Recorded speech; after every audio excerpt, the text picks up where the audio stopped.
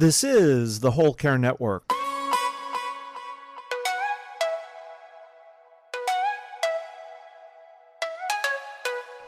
Helping you tell your story one podcast at a time. Content presented in the following podcast is for information purposes only. Views and opinions expressed in this podcast are solely those of the host and guest and may not represent the views and opinions of the Whole Care Network. Always consult with your physician for any medical advice, and always consult with your attorney for any legal advice. And thank you for listening to the Whole Care Network.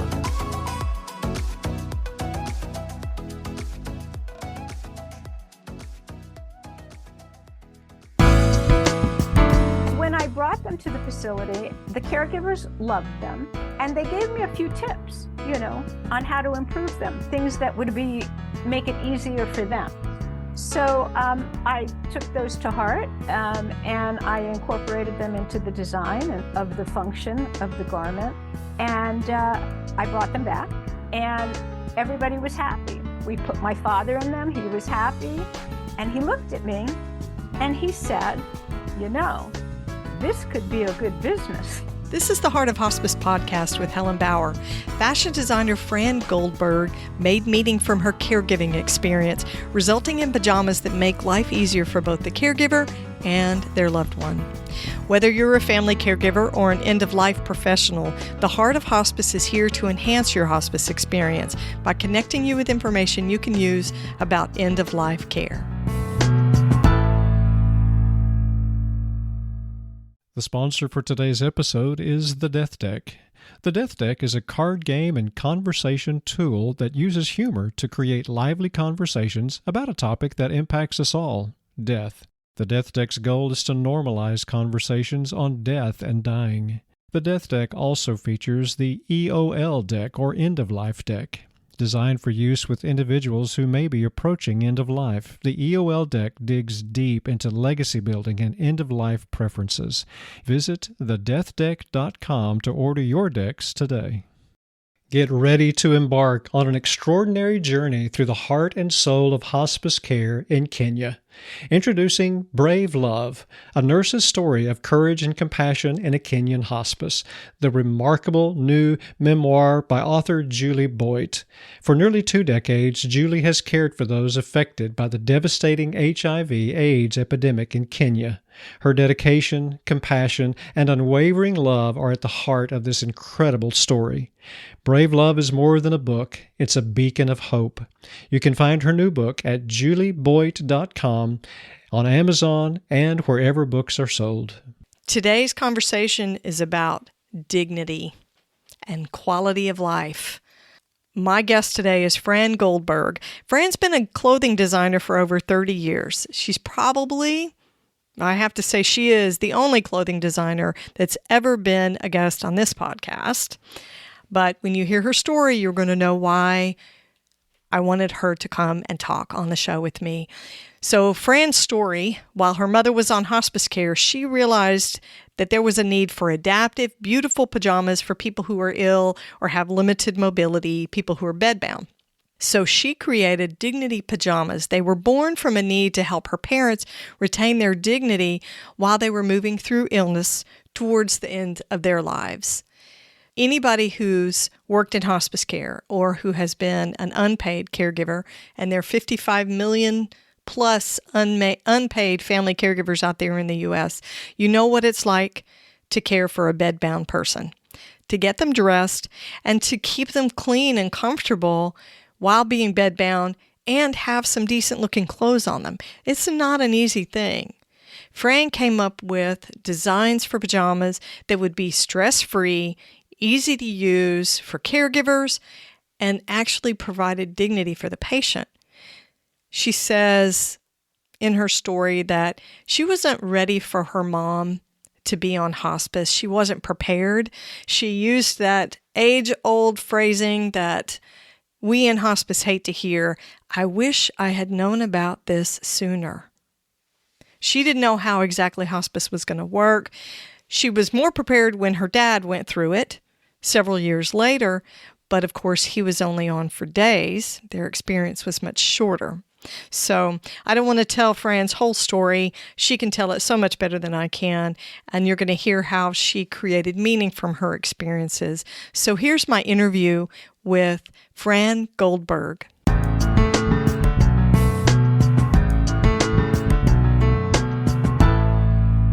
Fran, thanks so much for being on the show today. Welcome. Oh, thank you so much. It's my pleasure to be here. It's going to be a good conversation. So I thought we'd open it up with a little bit of an icebreaker question that is totally up your alley. This is a surprise question because I didn't send you this one. Okay, go. You can't get this wrong. And I'm really interested to see your answer because of your background. If your wardrobe could only have one color of clothing in it, one color for all of it, what color would that be? One? Ooh, that's a tough one. I would say black. Really? Why? Yeah, I would say black because it goes with everything. And, because I was in business for so many years and I was corporate and I always wore black and white when I was going to a presentation or a meeting or something like that because I was in the clothing business. So I never wanted to conflict with what I was showing to a potential buyer. Yes, I get so that. I always wore black and white to a presentation. Interesting. So I don't think you can wear white all the time. So I would say black. It's funny you should say that because I've asked that question of other guests and I've gotten some really cool answers, but mine is actually the same as yours. Is it? Yes, but it's for a very, very shaming reason. It's a shameful reason. It's because it's easier to wash the clothes. You just put them all in one load. You don't have to separate colors and whites and things like that. Isn't that terrible? It's laziness. No, it's not. No, it really isn't. There's also another thing that I learned. It wasn't the reason, for my answer, but I thought it was a great answer. It was from a movie where the person got very upset because her new assistant got her some fabulous colored, suit and contrasting blouse, etc., to go to a very high-tech meeting. And she was really upset. And when she came back, she showed her why, because it was a gray suit instead of a black suit, and she had spilled her coffee. Oh, so she wanted her to have something dark. A black suit, you're not going to see the stain. You're not going to notice the stain as badly. Right. On a light colored or medium colored suit, pant, dress, whatever, you're going to see the stain. So so that's another reason to wear black. That's very smart. I never thought about it that way. Mine was purely from a lazy work point of view. Isn't that terrible? No, it's not. Yeah, it's all my workout stuff, because it has to be washed every single time. Yeah, all my workout stuff is dark. Although I did branch out. This year with pickleball. I branched out to some, lime green, hot coral, a little bit of pink every so often, because we're in California. Yeah, you want to jazz it up a little bit. Yeah, but black leggings go without saying. Yeah, that's why they call it basic black, right? That's exactly right. Well, I figured that was the perfect question to ask you because of your background in fashion design. Uh-huh. You had years in fashion design, and then you branched out into something special. And that's what we're talking about today, the work that you're doing, the products you've got with Dignity Pajamas. So tell me about your experience with your parents. Okay. That helped originate this idea and how you came to design the Dignity Pajamas. Okay. I'd be happy to. It started with, my background is in clothing and apparel design, merchandising, and sales. And we moved my parents out to California from Florida. They had a very independent, very full life back in Florida. And we moved them out here when they became more elderly and were not able so much to take care of themselves anymore. My father had brain surgery. My mother had macular degeneration. She couldn't see anymore. In any case, so we moved them out here, my brother and I, to Orange County. Although I'm not in Orange County, but he is. And, because they were, my mother was in her late 80s. My father also was in his late 80s. And my mother became ill and had pneumonia. And she went into the hospital. And anyone who's been in this scenario with elderly parents has been through this. She went into the hospital. She came out of the hospital. She went back into the hospital. So we were on that wheel, in and out of the hospital. And she ended up having a feeding tube. And when she went back into the hospital the second time, she did not want to have a feeding tube anymore. She just didn't want it. So they put her into hospice. And her hospice situation was back at the assisted living facility where she was in Orange County, who had wonderful care. But I noticed one day when I was coming, because I was going down there every day. I live in Los Angeles. And I noticed one day when everybody was coming to visit her, everybody meaning my brothers, people flew in from back east, her grandchildren, her great-grandchildren, people were coming in and out to visit her. And I noticed that the hospice worker changed her, because I was in the room with her, and took a T-shirt that had the logo of the facility that she was living in, the assisted living facility. And she took it and she took a scissor and she cut it up the back and she put it around my mother. She put her arms through the armholes, the sleeves, and she just kind of wrapped it around the back. I understood what she did, but because of who I was and what I did for my entire career, it just hit me wrong. It was really a little bit revulsive to me.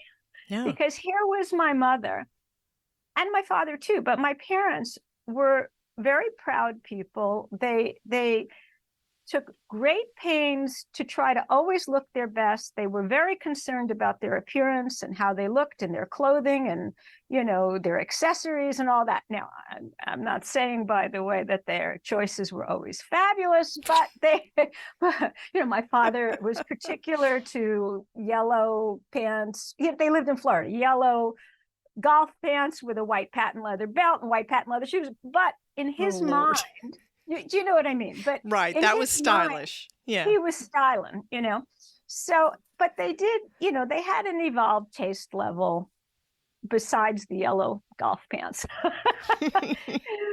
However, I know that my mother had to be really, really, really ill to not say something about having this T-shirt. As a matter of fact, I said something and she just went, just don't go there. She was so exhausted, and I just couldn't handle it. I really couldn't. So I asked them why they were doing it. They explained to me, why they didn't want to move her much because she was so frail and delicate.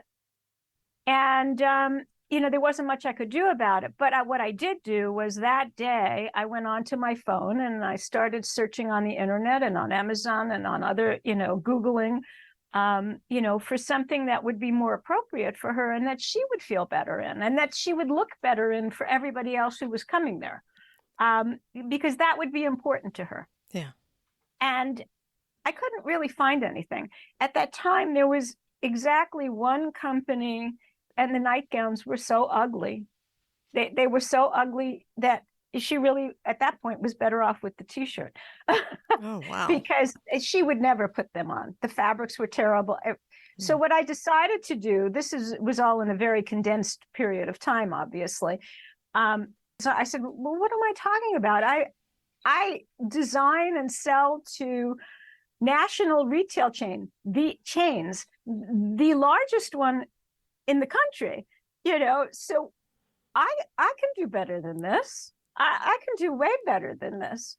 And so I went and I designed nightgowns that, you and I would wear, maybe your mother would wear, your aunt would wear, in 100% cotton with beautiful details, and that had an open back. And the open back was the critical thing here, and that became my design challenge, how to, give them dignity and modesty and function for the caregiver to be able to dress the person in that position. Unfortunately, my mother passed away before I finished the project for her. So I decided I was going to continue with it. And, I took some time after my mother passed away, and I put it on pause because it wasn't a rush, immediate need. When my father, a few years later, was then in the same type of a position where he was going into hospice, and he was I think he was 93 and a half at the time. I said, you know what, I'm not waiting. So now that I knew what I needed to do, I made him pajamas that also opened in the back, 100% cotton, tabs, Velcro tabs in the back. And I brought them to his assisted living facility, and his caregivers just loved it. More importantly, he loved it. He really loved it. He was a lot more aware than my mother was in the same condition. He loved it. He really did. And he felt, especially to him, it was very important that he looks nice. Whatever version of nice is for any person, he wanted to look nice because the kids were coming, the grandkids were coming, the great-grandkids were coming, Right. and he wanted to look nice. And so when I brought them to the facility, the caregivers loved them, and they gave me a few tips, on how to improve them, things that would make it easier for them. So I took those to heart, and I incorporated them into the design of the function of the garment. And I brought them back, and everybody was happy. We put my father in them. He was happy. And he looked at me and he said, this could be a good business. Smart guy. My father was 93 and a half years old. 2 days later, he died. And he was aware, but that's what he thought. He said, this could be a good business. And he had a little bit of a dementia. He goes, and make something nice for your mother too. Oh, Oh, I know. that's so sweet. It was very sweet. And I decided at that point that there was probably a greater need out there than just my parents. And now that my parents were gone, it gave me a way to process the grief of losing my parents, to proceed and go whole hog on this. Yeah. And I really went to town. I finished all the prototypes. I did a photo shoot. I built a website. I did the whole thing. And I said, you know what? He's right. I'm going to do this for my dad. I'm going to make this into a business. And, for me, it was a passion project. It wasn't a main source of income, but it was kind of a love letter to my parents to do this. It really was, because it was a fantastic way for me to process grief, because it put my head into a completely different place. And, I felt like I had a cause, I felt like I had a cause. Yeah. And making functional, beautiful sleepwear for people in that position was my cause. The interesting thing was that my perspective when I started this and when I first launched it was for people in hospice. But what I found out in the process of doing it was there was a much, much wider range of people in this position of being bedridden, whether it's from an illness, whether it's from end of life or an illness or post-surgery or rehabilitation or stroke or, any other number of things that could benefit from this product. So that was really something, to help continue it. I love the fact that you made meaning from this, from your experience with your parents, and that you actually recognize, hey, this is a good way for me to process my grief. Yeah, it's a really important thing to have a way, to have an outlet, because it's tough. And your dad was a sharp guy. Yeah, he was a sharp guy. Giving you business advice. This would be a good business. You should go into this. That was pretty smart. It was pretty funny too at the time. I mean, like we we looked at each other and said, "Great idea." Yeah. Yeah, great Of course, idea. we're in the middle of something else at the moment with you, but Right. yeah, that is a great idea. Yeah, you know what? I think it's wonderful that his mind was still working that well. Absolutely. Absolutely. And I Yeah. love it that he recognized your gifts Yeah. and encouraged you to use them. He Yeah. was your dad right up to the very end, right? Yeah. Yeah. I For love it. sure. Okay, Yeah. so you started out with the openings in the back, and then you said you added some features that were suggestions from the caregivers there. Tell me Yeah. about some of the special features that the pajamas for men and the pajamas for women feature. Well, the opening in the back is the main component of the special features. What I changed was how you close them to make it easier and better for the patient. Okay. I started off, I tried snaps, I tried ties, I tried buttons and loops and things like that. And when they showed me how they dressed them, I got it, pretty much right away. I ended up using soft Velcro snaps. And that way, nothing touches the skin. Everything was covered by the fabric. Only the fabric, the soft fabric, was against their skin. And then they could go behind and they could just gently press it and it was closed. And if they had to open it, they could just gently open it. There was no tug. Snaps tug. Mm-hmm. It's hard to get them closed and it's hard to get them open, and they tear easily. And when you wash them, sometimes they rust. So that's a problem too. So I love Velcro. I do. And I think it's a great closure for a lot of things. So I use the Velcro snaps, and I call them snaps. They're not really snaps. They're little pieces of Velcro that one lays on top of the other to close. Everybody knows what Velcro is. Right. And it was just very, very easy. The other thing that I did add was a modesty closure right above the back waist, so that when they were laying down, they didn't press on it. There's a curve in everybody's back. Right.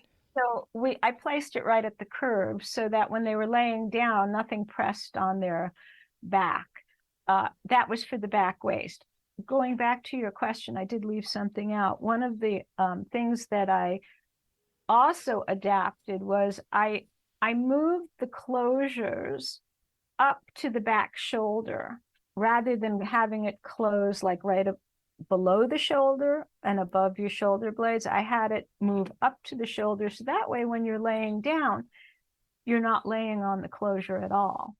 Right. So it can't press into any sensitive pressure points, or, after a while of laying down, anything will press into your back if it's not totally flat. So there was that. So I moved them up to the back shoulders, and I put in an upper waist, above the waist closure, in case there were people who were getting up, Right.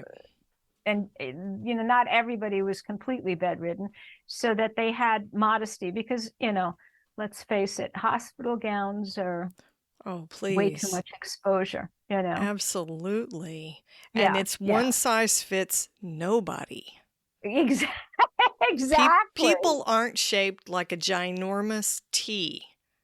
Right? We're just not shaped that way. That is correct. Yeah, that's That is horrible. correct. And all that fabric is very cumbersome too. Well, and then the ties, even if they have them offset, yeah, they form a knot. Correct. And skin breakdown is always an issue with people who are bedbound, not just hospice patients, but anybody with mobility bedbound status. Right. Yeah, absolutely. Yeah. Yeah, you put a lot of thought into that, especially the modesty part. I get the whole functionality of the t-shirt that is split down the back. I understand that completely. And I've seen it done. I've probably done it myself. And I know that we don't just do that for the convenience of the caregiver, the hired caregivers. So for our aides and different people that might be changing the clothing of a patient that's bedbound, yes, there's a lot of convenience.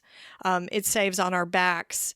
that sort of thing. And it's not as much effort to change someone. But the other thing is when our patients are super fragile, and even to turn them, if they can't assist for themselves, even to turn them can be painful, or it stresses them. They have, respiratory effort, increased respiratory effort. That getting them something nice put on quickly and easily is about comfort, and it's about quality of life. Right. Yeah. Right. Yeah. And that's also one of the reasons that incorporated into the design of the back, there's the tab that you close. It kind of, it's like it has an extension so that the person who's changing them doesn't have to bunch up all this fabric. Although there's complete coverage, it's designed in a way that if they only want to reach across the back, it will still close. Do you know what I mean? Yes. So that they don't have to bunch up all that fabric to smooth it out underneath them. Oh. So that was, because that's a problem too. And to your point, that was one of the things that the hospice caretaker explained to me about the t-shirt, that, we don't want to move her because it could be painful for her. And I understood it, but I still felt there was a way around that, Well, and let's face it, a t-shirt, I would, like my mom, she wouldn't wear something like that. Well, right. Exactly. Yeah, we would go out of our way to try not to put something like that on her because it would be out of character for her. Right. My mother too. Yeah. My mother too. And I was just unprepared to even see that. That was, I never in a million years would I expect that. Well, I think some of that takes away from the personhood of the person, of the Exactly. I want to say patient, but it's really just a person. Right. But I think it does take away some of their dignity, right? A lot of their dignity. Which means your name for it, Dignity Pajamas, is very appropriate. But I think it takes away some of their personhood, and it objectifies them a little bit. We don't care what your individual taste is. We're just going to put a t-shirt on you backwards, split up the back. The other thing is that smacks of funeral clothing. Oh, well, I had never even to thought split of it up the back. Yeah. Yeah. That's how I don't know what they do these days, but it used to be they would split the clothing down the back to be able to put it on a body. Ooh. Yeah. So that really gave me a chill. Yeah, it's not a pleasant thought. I don't know if that's what they still do, but that is what they used to do. So all in all, splitting a t-shirt up the back is way less. It's just the bottom of the barrel. Well, I think the important thing there was that, and is the basis of, why I did what I did, was the t-shirt thing strips the dignity from the person. And this gives it back. It maintains their dignity. It maintains their appearance. It's good for them, because look, let's face it, we don't 100% know, yet I would like to believe that even at the end of life, somebody is aware enough to know what's, to some extent, what's being done to them, what's being done for them. Yes. So I think that it's important to give them that. I mean, so much is taken away from them. So much dignity is stripped from them just in the caretaking process. Yes. That be able to, it's a gift, really, to be able to give them something like this, so that they can maintain their dignity and their appearance, Absolutely. and feel good, and so that their children, grandchildren, great-grandchildren, etc., can remember them with some dignity. And to me, that's really important, because the person may be not there anymore, but the memory of them is going to last forever in those people's lives, especially the children. Oh, yeah. It's I call it a death legacy. So Okay, is there this you go. something is this the memory that you want to carry, that Exactly. they slapped some t-shirt on mom that she would never have worn? Right. Exactly. And that was really a big impetus for me. Yeah. I can see that. Yeah. That was a big impetus for me, because she had, 8, I think she had, I don't know how many.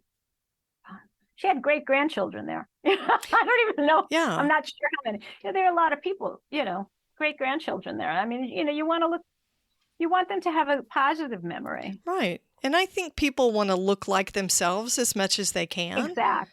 Yeah, It's part of their identity. So when you think about being comfortable and you think about quality of life and preserving dignity, preserving personhood. Personhood, important.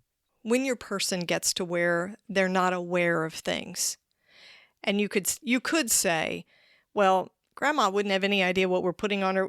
We could paint Grandpa's toenails purple and he would never know. I'm not so convinced of that. Well, and who knows? Yeah. Who knows, right?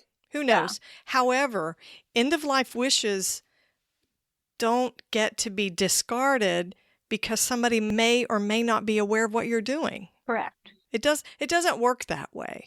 Right. So I agree. Dressing somebody in a respectful, appropriate attire, that's about an end-of-life wish and being comfortable and quality of life. Right. Yeah, absolutely. I'm 100% with you. Yeah. Yeah, I have threatened in my doctor's office to actually purchase some sort of gown that I thought was appropriate and take it because so anybody who has never been to a gynecologist's office, all the women that listen to the podcast will know, they give us these gowns, and I'm going to put that in quotation marks, because they're paper. Yeah, and they can throw them out. Yeah. Yes, which I totally get the infection control part. But listen, if you're sitting in there waiting for the doctor and your gown rips, then your gown just rips. Well, besides that, they give you the top gown that opens in the front, and then they just give you a sheet kind of to put over you. Yes. A paper sheet. And it's like you're like this. Well, right. We're not on video, but you're like this. You're trying to hold this close and hold that Yes, and down. is this tucked in? And yes, and plus it's about 30 degrees inside those offices, so you're freezing the entire time. Exactly. There's no dignity. We Right. always come back to that word, but there's no dignity in healthcare, how we cover our patients. Right. No, I'm with you. I'm with you. Yeah. Maybe that's the next thing. Maybe this is people in the know, people with influence will hear this and understand they need to be doing something about it. The Heart of Hospice is proud to feature this episode's sponsor, the Death Deck, the game and conversation tool that's changing the way we talk about life's most profound subject, death. Featuring 112 cards with multiple choice and open-ended questions, the Death Deck sparks lively discussions whether you're with your partner, your family, or a group of friends. The Death Deck can also be used at conferences or work gatherings as a creative icebreaker. It's easy to hand-select the questions that fit best with your audience. People are also gathering in breweries and their communities to host Death Over Drafts events, using the Death Deck to engage participants in conversations about death and dying. The Death Deck now features a new product, the EOL Deck, or End of Life Deck. The EOL Deck has softer language designed for individuals who may be approaching end of life. Both decks educate the participants on topics related to hospice and palliative care services, death doulas, green disposition, and end-of-life options. For a 20% discount, use the code HOSPICE20 at checkout. Visit thedeathdeck.com to order your decks today. It's time to start the conversation.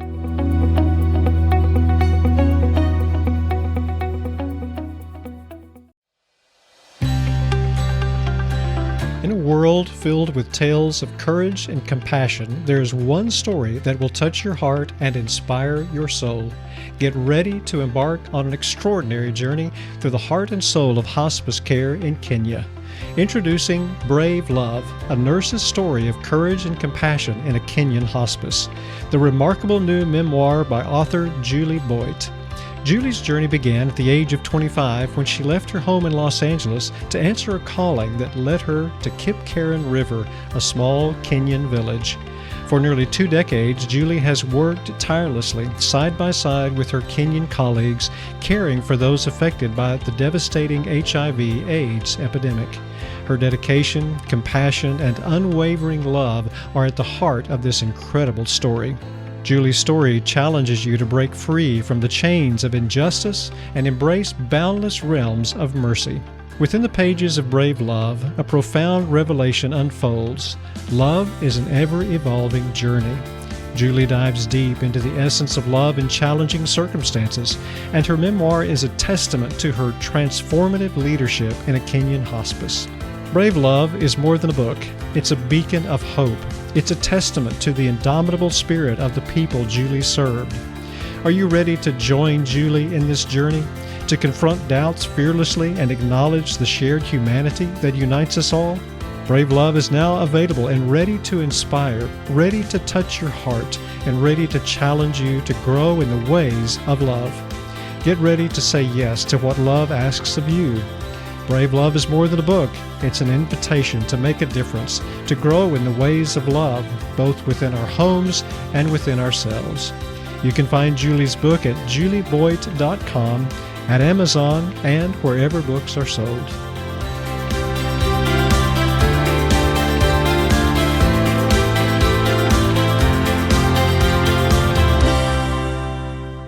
Let's go back to your experience with your mom. I know you said that your mom died before you could finish the design and put the prototype on her and let her use it. So as a caregiver for your mom, what, if anything, if you could go back and have a do-over, what would you go back and do differently, do you think? Well, for sure, I would have had these, these nightgowns for her. It just, when it went too fast, it just went too fast. And I think I would have liked to have the knowledge that this could happen so fast, because it didn't, it didn't really, I didn't realize, and you hear that it could happen fast, but you don't really know that, because if you've never been through it before, you don't know what to expect. Sure. So I do wish that I had been able to spend more time with her, while she was more cognizant, I do wish that. And I wish I had known more of her wishes, although I'm not even sure that she knew, at that time, other than the fact that we knew she did not any longer want to be on a feeding tube, But I wish that I had been able to have this for her so that she could use it sooner. And I wish I had known more. I wish I had known more about the whole hospice process, which I really didn't understand at the time. I really didn't get it, what hospice exactly was, except that they came in and I thought they were there all the time, but they're not there all the time. Right. I thought once they went into hospice, there was somebody full-time who was there for their every need. That wasn't the case, obviously, Right.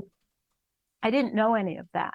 So it would have been really helpful. And, we're talking about, 15 years ago now, but it would have been really helpful to have more knowledge. There really wasn't that much out there available, be it from the clothing side or the knowledge side, the what to expect, how to deal with it, how, any of that. So, those are really, really the things. The biggest thing is I wish I had had more time. Yeah. I wish I had had more time, because they lived, across the country while they were very healthy. And so, we talked all the time, but, the one-on-one time, spending time, be closer, physically closer while they're still in good shape. Yeah. Because that makes a big difference, I think. I think the time thing mm-hmm. for someone that you love, you never really know about the time. We get that question all the time in hospice. How long? Yeah. How long do you think I have? How long do you think she'll be with us? And that's a really hard question to answer. Yeah. And there's so many things that weigh in on that. I have a colleague that calls it precious moments. Precious right. moments. When you know that time is limited. So I guess the key is to figure out that time is precious before you know that the end is coming, which is a lot harder, right? We're trying to live our lives and do our thing. Right. Yeah. Exactly. And even when you're a somewhat sophisticated person of the world, okay, you just don't expect it. It comes up on you very quickly. Yeah. You know, you kind of think in the back of your mind, everybody's going to be here forever. I mean, if you're fortunate enough, and I say that I was very fortunate not to have gone through a lot of loss in my life, not a lot of deaths, not a lot of loss, nothing like that. So it just wasn't a concrete realization to me that, you know, this could end very suddenly and quickly. And I better say what I have to say now. Yeah. You know what You I mean? never know. You never know. How long was your mom on hospice, Fran?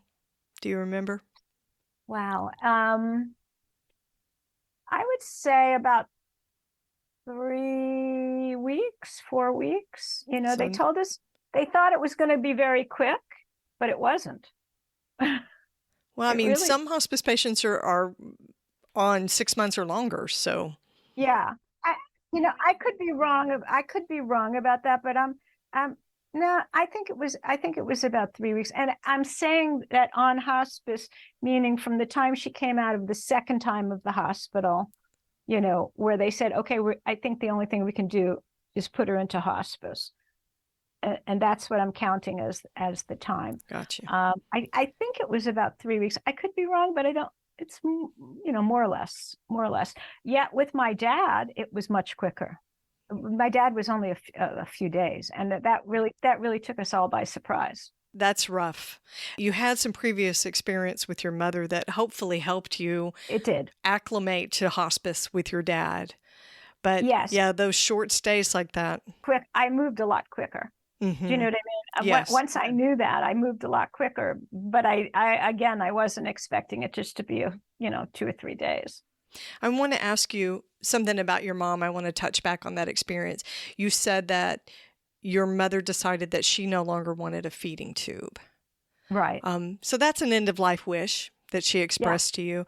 How did you and your siblings feel about that decisions, and how did you guys cope with that? I did not cope well. I did not cope well at all I had a meltdown. Although I knew it was her decision, and she was, in control of her decision-making process. There was nothing wrong with her mind at that point.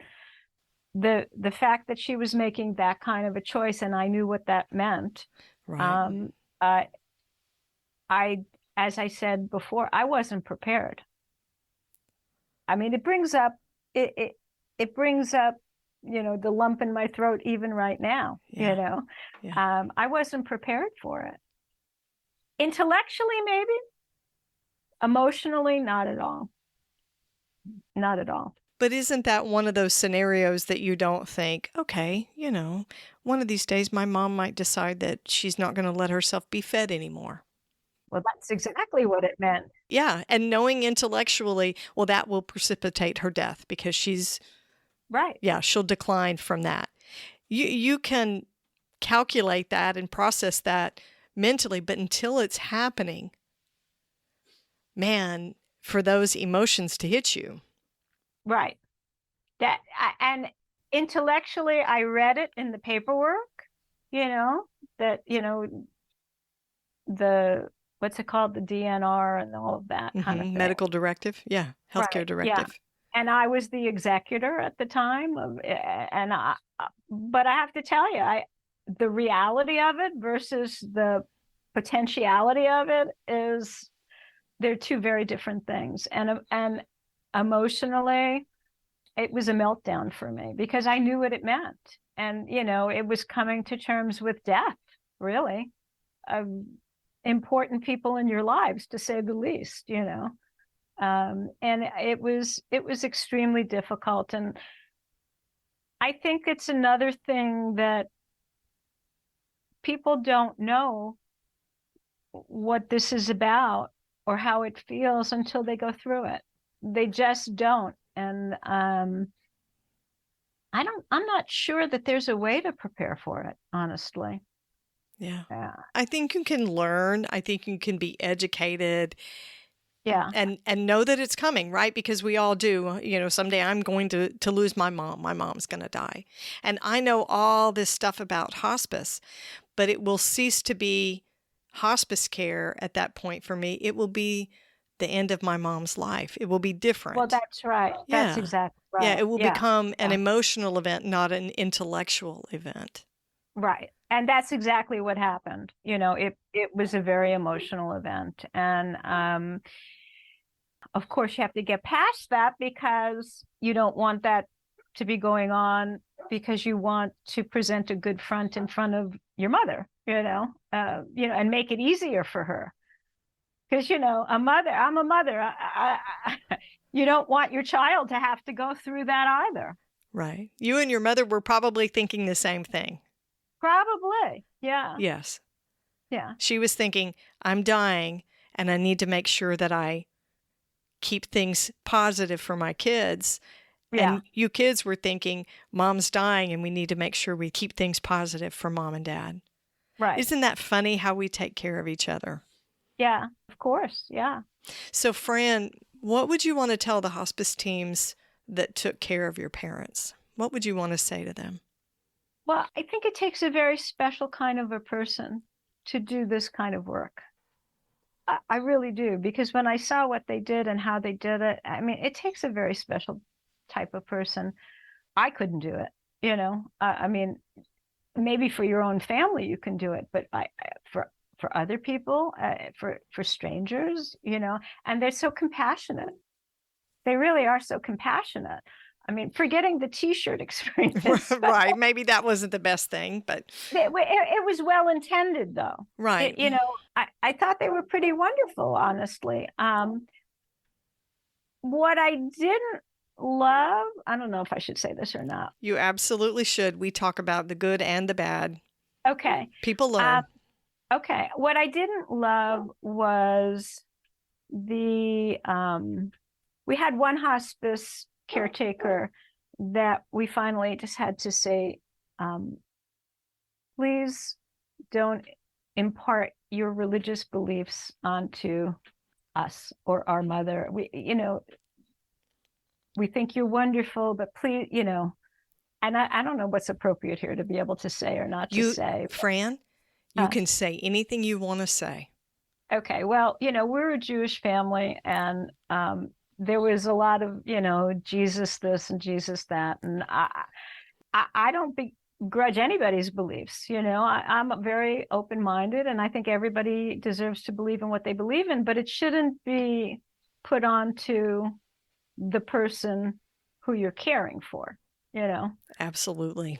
And so that was a little bit of an issue, and I think that could have been better. And the person was a little bit insulted or offended, and I felt bad for that. But Wow. And yeah, and the only other thing was, and I don't know how controversial or not this is. It was that, and I think it was the same person. She kept saying to us, "Give your mother permission to go. Give your mother permission to go." Yes. My father turned around to her and said, "No, I don't want her to go." We're not giving her permission to go anywhere. Yeah, I don't want her to do this in the first place. I love it. An honest man. I love it. He said, "I don't want her to go. Stop telling me to tell her to go." I love it. Yeah, so that was kind of interesting. And I understood where it was coming from, but it's, again, it's a belief thing. It's not a care thing.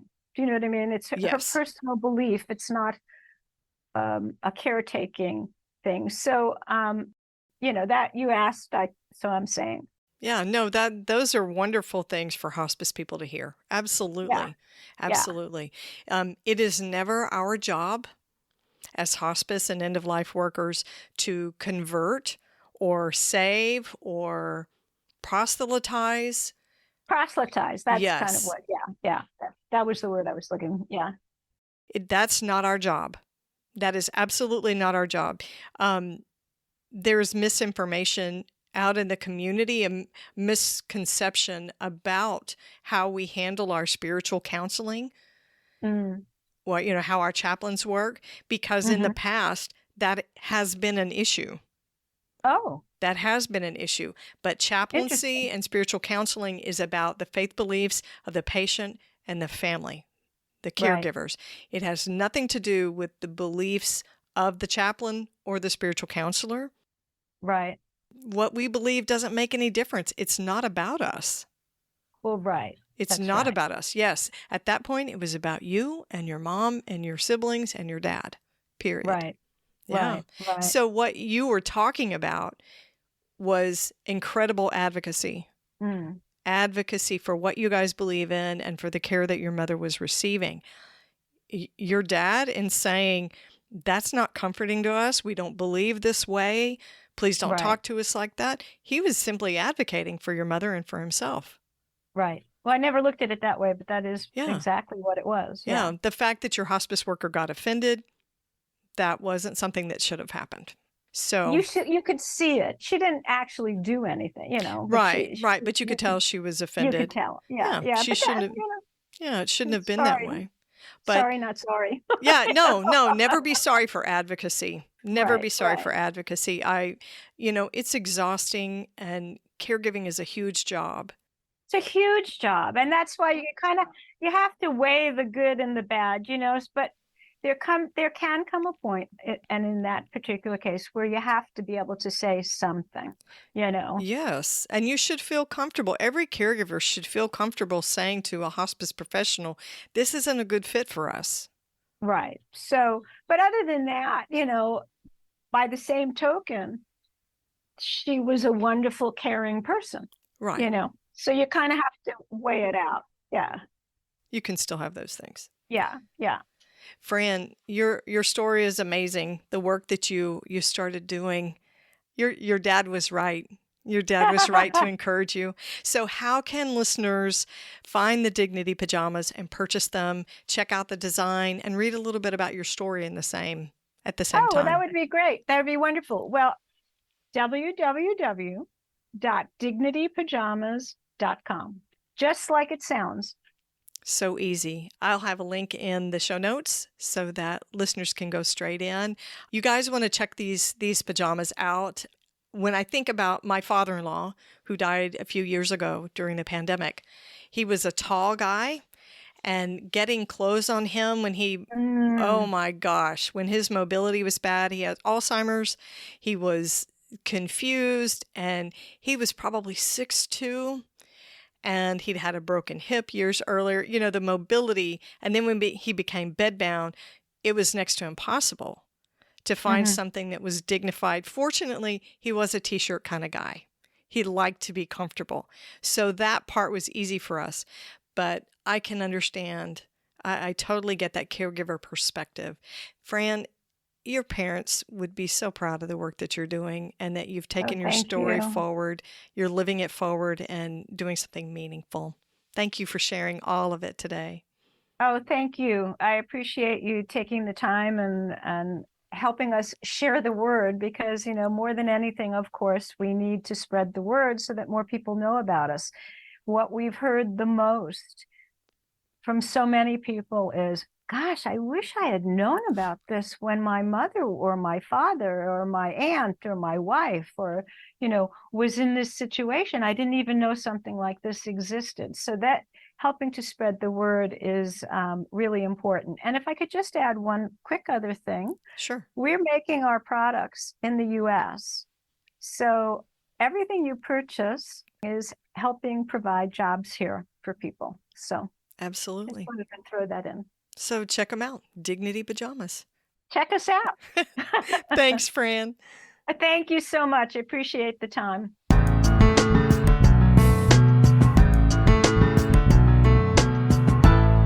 So you can learn from Fran's story. She made meaning from what happened with her parents. She's continuing to help other caregivers. She's a resource and designing some really fantastic products.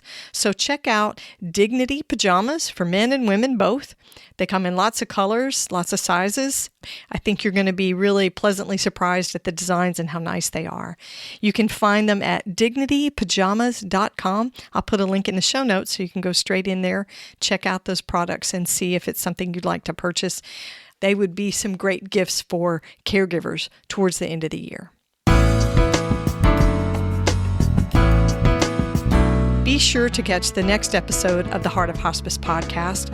You can find more episodes on theheartofhospice.com, and don't forget to follow us on your favorite podcast platform. You can connect with the Heart of Hospice on Facebook and Instagram, and send your questions or comments by email to helen@theheartofhospice.com. And remember, no matter who you are or where you are in your hospice journey, you are the heart of hospice.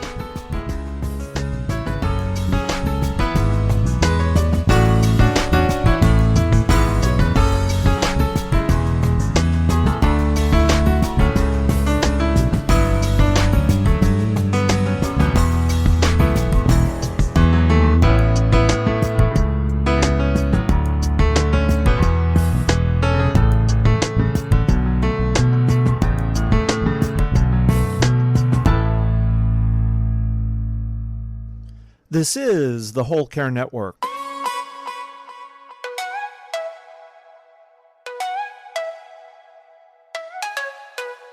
Helping you tell your story one podcast at a time.